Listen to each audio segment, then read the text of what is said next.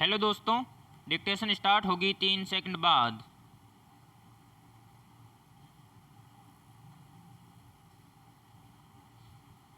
Start. गांवों में महामारी से हालात बिगड़ रहे हैं। शहरों के बाद गांवों में संक्रमण फैलना ज़्यादा चिंता की बात है। ग्रामीण इलाकों में देश की 2/3 आबादी रहती है। यह देश का वह इलाका है जहां बुनियादी स्वास्थ्य सेवाओं के नाम पर लगभग कुछ नहीं है।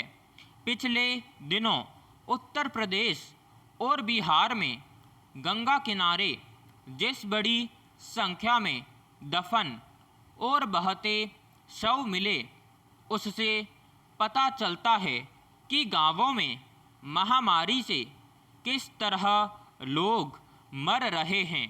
अगर ये मौतें महामारी से नहीं हो रही तो सवाल है फिर कैसे इतने लोग मरे। पहले तो कभी ऐसा नहीं हुआ। महामारी से निपटने में सरकारों की लाचारी उजागर हो चुकी है, वरना इलाहाबाद हाई कोर्ट को यह कहने को क्यों मजबूर होना पड़ता कि उत्तर प्रदेश में स्वास्थ्य सेवाएं राम भरोसे है। जाहिर है बड़ी अदालतों की हालात पर नज़र है।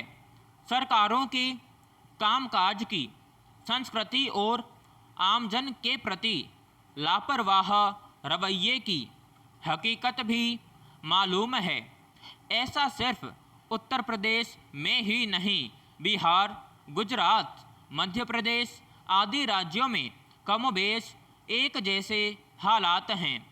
बहरहाल कुछ भी हो, अब केंद्र और राज्यों के सामने सबसे बड़ी चुनौती ग्रामीण इलाकों में संक्रमण को फैलने से रोकने की है। पैराग्राफ। गांवों में महामारी से निपटने को लेकर प्रधानमंत्री ने पिछले दिनों राज्यों के मुख्यमंत्रियों, जिलाधिकारियों और चिकित्सा कर्मियों से बात की। जाहिर है अब केंद्र सरकार भी हालात को लेकर चिंतित तो है ही। अभी सबसे बड़ी मुश्किल यह है कि गांव-गांव तक चिकित्सा कर्मियों की पहुंच ही नहीं है। ग्रामीण इलाकों में प्राथमिक स्वास्थ्य केंद्र और सामुदायिक स्वास्थ्य केंद्रों का आधा अधूरा ढांचा तो है, लेकिन महामारी से निपटने की सुविधाएं बिल्कुल भी नहीं हैं। बेशक यह इंतजाम रातों रात संभव नहीं हो पाता। महामारी को आए पूरा 1 साल से ज़्यादा हो गया है। अगर सरकारों का ध्यान गांवों पर भी होता तो 1 साल का वक्त कम नहीं था। इसीलिए इलाहाबाद हाई कोर्ट ने सरकार को कसा है। ऐसा नहीं है कि अभी भी गांवों में चिकित्सा सुविधाएं पहुंचाना कोई मुश्किल काम है, लेकिन इसके लिए जो इच्छा शक्ति सरकारों में दिखनी चाहिए उसका अभाव है। प्रधानमंत्री ने तो गांवों में अभी टेलीमेडिसिन सेवा पहुंचाने पर जोर दिया है। इसमें संदेह नहीं कि अगर गांवों और तहसीलों में टेलीमेडिसिन सेवा का पुख्ता नेटवर्क बन जाए तो संक्रमण से निपटना आसान हो जाएगा। लेकिन यह हो कैसे, यह बड़ा सवाल है। होना होता तो अब तक राज्यों ने कोई तो पहल की होती। पैराग्राफ। गांवों में महामारी के फैलाव को रोकने के लिए एक साथ कई मोर्चे खोलने की दरकार है।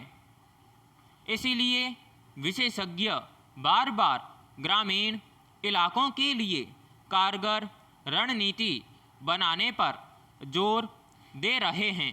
इसमें संसाधनों के साथ ही हर गांव में चिकित्सा कर्मियों की पहुंच बनाना जरूरी है ताकि हर व्यक्ति की जांच हो सके। कम गंभीर मरीज या बिना लक्षण वाले मरीजों की पहचान कर उन्हें दूसरी जगहों पर जाने से रोका जा सके, वरना इलाज के लिए ग्रामीणों ने शहरों की ओर रुख करना शुरू कर दिया तो संक्रमण रुकने के बजाय और फैलेगा। प्रधानमंत्री ने तो जिलाधिकारियों को सुझाव दिया है कि वे अपने स्तर ही आंकड़ों की निगरानी और विश्लेषण करें और हालात के मुताबिक रणनीति बनाकर स्थिति संभालें। इस पर ईमानदारी से काम हो तो यह तरीका कारगर सिद्ध हो सकता है। यह भी नहीं भूलना चाहिए कि भारत में कृषि क्षेत्र गांवों पर ही निर्भर है। महामारी कृषि अर्थव्यवस्था को चौपट कर सकती है, इसलिए अगर गांवों के हालात काबू नहीं आए तो देश और बड़े संकट में फंस जाएगा। पैराग्राफ। यह दुनिया इसलिए खूबसूरत है कि चारों तरफ दिखने वाले छोटे छोटे निजी हितों और चिंताओं के दायरे में सिमटे लोगों के साथ चलने वाले समाज में अक्सर ऐसा भी कोई उठ खड़ा होता है जो अपनी जिंदगी को समाज और संसार के कल्याण के लिए झोंक देता है। सुंदरलाल बहुगुणा एक उसी प्रकृति के शख्स थे जिन्होंने अमूमन हर बार ठीक वक्त पर दुनिया के भविष्य के लिहाज से असली मसलों की पहचान की और उनके हल के लिए अपनी सीमा में सब कुछ किया।